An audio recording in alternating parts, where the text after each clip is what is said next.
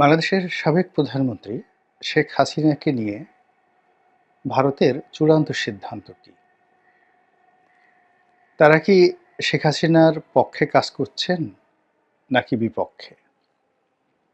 তারা কি শেখ হাসিনাকে ওন করছেন নাকি তাকে নিয়ে খেলছেন অথবা ডিসওন করছেন? তারা কি শেখ হাসিনাকে হাতে রেখে বাংলাদেশের সঙ্গে যে কূটনৈতিক সম্পর্ক এটিকে দর কষাকষির মাধ্যম হিসেবে ব্যবহার করছেন, নাকি শেখ হাসিনাকে হাতে রেখে তার যে বিশাল একটি দল বাংলাদেশ আওয়ামী লীগ, এই দলের একটা নতুন নেতৃত্ব তৈরি করা এবং সেই নেতৃত্বের যে অথেন্টিকেশন এটি শেখ হাসিনার মাধ্যমে করার চেষ্টা চালাচ্ছেন কিনা আমরা বুঝতে পারছি না। প্রথমত, বাংলাদেশকে আপাত দৃষ্টিতে মনে হচ্ছে যে শেখ হাসিনাকে নিয়ে তারা চ্যালেঞ্জ জানাচ্ছে। বাংলাদেশ শেখ হাসিনাকে ফেরত চেয়েছে। ভারত স্বীকার করেছেন যে এরকম একটা চিঠি তারা পেয়েছেন, কিন্তু ফেরত দেয়া হবে কি হবে না এই ব্যাপারে সরকারের পক্ষ থেকে, অর্থাৎ ভারত সরকারের পক্ষ থেকে কোনো বক্তব্য দেয়া হয়নি। কিন্তু ভারত সরকারে যারা থিঙ্ক ট্যাঙ্ক, যারা সরকারকে নিয়ন্ত্রণ করেন, তারা এবং তাদের সহযোগী যে সকল মিডিয়া রয়েছে,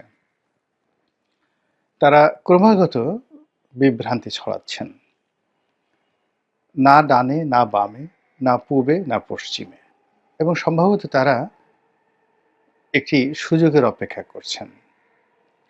আর ইতিমধ্যে যে কাজটি করছেন সেটি হলো বাংলাদেশের মানুষের উপর চাপ দেওয়ার জন্য ইউনূস সরকারের উপর একটা, যাকে বলা হয় রীতিমতো কূটনৈতিক সাঁড়াশি অভিযান চালানোর জন্য তারা একের পর এক দুর্ঘটনা ঘটিয়ে যাচ্ছেন। এখন পর্যন্ত বাংলাদেশের সঙ্গে ভারতের ভিসা ব্যবস্থা স্বাভাবিক হয়নি। প্রায় ৪ থেকে ৫টি সীমান্তে রীতিমতো উত্তেজনা চলছে। তারা কাঁটাতারের বেড়া নির্মাণ করতে চাচ্ছে। কোনো কোনো জায়গাতে বাংলাদেশের অভ্যন্তরে তারা ঢুকে রীতিমতো তাণ্ডব চালাচ্ছেন, এবং অনেক ক্ষেত্রে বাংলাদেশের যারা জনগণ তারা ভারতীয় বিএসএফ তাদেরকে গণপিটুনি দিচ্ছেন। এবং এ সকল দৃশ্য যখন ছড়িয়ে পড়ছে, আমাদের দেশে ছড়িয়ে পড়ছে, এক ধরনের প্রতিক্রিয়া হচ্ছে। আবার এই দৃশ্য যখন ভারতীয় পত্র পত্রিকা এগুলো প্রচার করছে, সঙ্গত কারণেই বাংলাদেশের সীমান্ত অতিক্রম করা, সীমান্তে কাঁটাতারের বেড়া নির্মাণ করা এবং ইনসার্জেন্সি চালানো, স্ট্রাইক চালানো, সার্জিক্যাল স্ট্রাইক চালানো, এই বিষয়ে ভারতের জনমত প্রবলভাবে নরেন্দ্র মোদীকে চাপ দেবে, এবং এটা খুব সুকৌশলে করা হচ্ছে। এটা প্রায় নিশ্চিত, যেন জনমত সবসময় বাংলাদেশের বিরুদ্ধে থাকে। ইতিমধ্যে বাংলাদেশের সঙ্গে ভারতের যে ব্যবসাগুলো রয়েছে, এই ব্যবসার যে বেনিফিট, টার্মস অফ বেনিফিট, এগুলো কড়ায় গণ্ডায় কিন্তু তারা নিয়ে নিচ্ছে।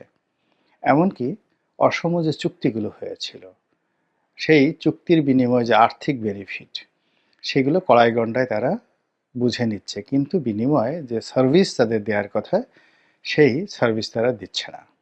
অধিকন্তু যে সকল বিষয় তারা নিরাপত্তাহীনতায় ভুগছে, এরকম অজুহাত দেখিয়ে, যেমন মৈত্রী ট্রেন চলাচল করা থেকে শুরু করে, এরপর ভিসা ইস্যু থেকে শুরু করে পর্যটকদের লেনা দেনা, এই সকল গুরুত্বপূর্ণ সার্ভিস বন্ধ রেখেছে।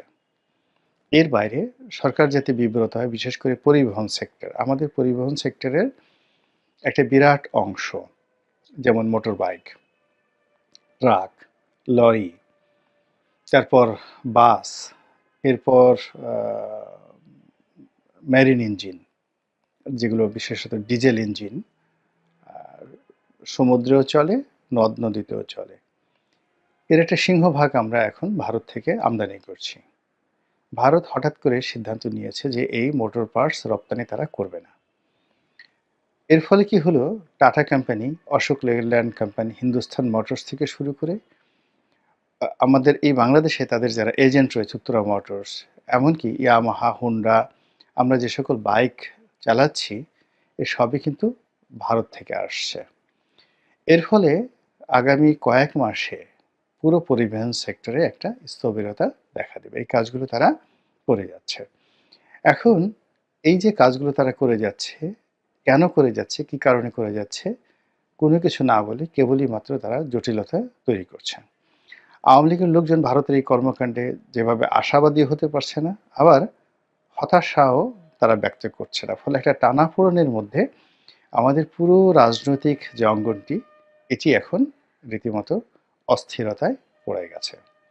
তো যেটা বলছিলাম, এই যে তারা যে কর্মকাণ্ডগুলো করছে, সেই কর্মকাণ্ডের মূলে তারা ট্রাম্প কার্ড হিসেবে সাবেক প্রধানমন্ত্রী শেখ হাসিনাকে তারা হাতে রেখেছে।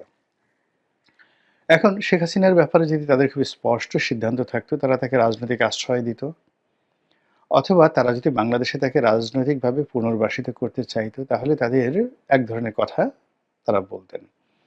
কিন্তু চাণক্য নীতি অনুসারে তারা যে শেখ হাসিনার বিষয়ে ভীষণ রকম কনজারভেটিভ আচরণ করছে এবং ভীষণ রকম নীরবতা অবলম্বন করছে, যা কিনা বর্তমান সরকার যারা রয়েছে তাদের রীতিমতো কম্পন ধরিয়ে দিয়েছে। এবং শেখ হাসিনাকে হাতে রেখে ইতিমধ্যে তারা বিএনপির সঙ্গে বার্গেনিং করার চেষ্টা করছে, জামাতের সঙ্গে বার্গেনিং করার চেষ্টা করছে। আর তাদের যে বিশ্বস্ত প্রতিনিধি বাংলাদেশে আছে, সেটা হলো জাতীয় পার্টি। এর বাইরে কবি, সাহিত্যিক, সাংবাদিক থেকে শুরু করে ব্যবসায়ী মহলে ভারত যে তৎপরতা চালাচ্ছে, তার কিছু নমুনা আমরা সাম্প্রতিক সময় দেখতে পাচ্ছি।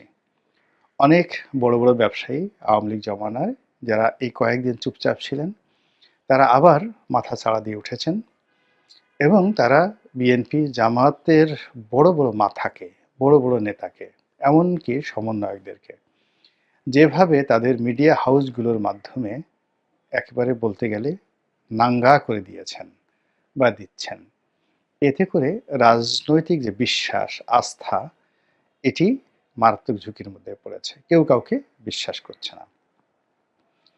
এই অবস্থার মধ্যে কেউ বলছে শেখ হাসিনা ১৯ তারিখে ভাষণ দিবেন, কেউ বলছেন ২০ তারিখে ভাষণ দিবেন, কেউ হয়তো বলার চেষ্টা করছেন যে ২০ তারিখের পর থেকে ছাত্রলীগ মাঠে নামবে, যুবলীগ মাঠে নামবে।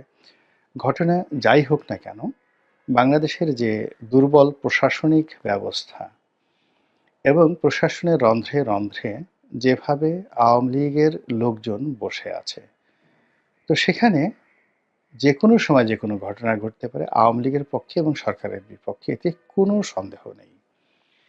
এই বিষয়গুলোকে মোকাবেলা করার জন্য একমাত্র শক্তি ছিল ছাত্র এবং জনতার ঐক্য, যে ঐক্যটি এখন আগস্ট, সেপ্টেম্বর, অক্টোবর মাসে যেভাবে ছিল, এই জানুয়ারি ২০২৫ সনে এসে সেটির এখন শতকরা ৫ ভাগও নেই।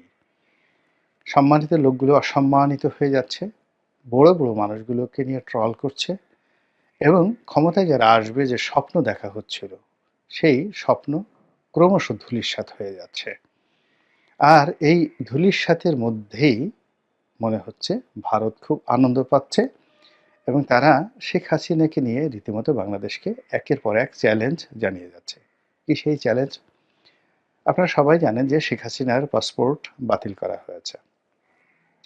তো যেখানে পাসপোর্ট বাতিল করা হয়েছে, তো সেখানে সেই পাসপোর্টের উপরে ভারত সরকারের যে ভিসা ছিল, সেই ভিসার মেয়াদ তারা বৃদ্ধি করল। অর্থাৎ শেখ হাসিনার পাসপোর্ট বাতিলের যে সরকারি সিদ্ধান্ত, বাংলাদেশ সরকারের সিদ্ধান্ত, এটিকে বৃদ্ধাঙ্গুল দেখিয়ে তারা শেখ হাসিনার যে সাবেক পাসপোর্ট, সেই পাসপোর্টটিকে তারা বৈধতা দিল।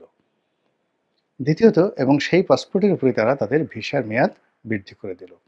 যদি তারা তাকে নিয়ে নিজের দেশে দালাই লামার মতো চিন্তা করতেন, কিংবা তাকে যদি তারা নিজেদের দেশে সেই লেন্দুফ দর্জির মতো চিন্তা করতেন, তাহলে বাংলাদেশের এই পাসপোর্ট নিয়ে বা ভিসা বাড়ানো নিয়ে তারা কোনো নাটক করতেন না।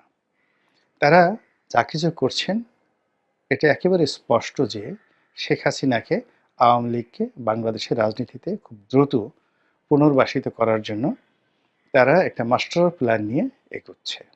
এখন আমরা ভারতের সেই যে মাস্টার প্ল্যান, সেই মাস্টার প্ল্যানের বিপরীতে কে কী করছি বা কে কী করব, সেটাই দেখার বিষয়।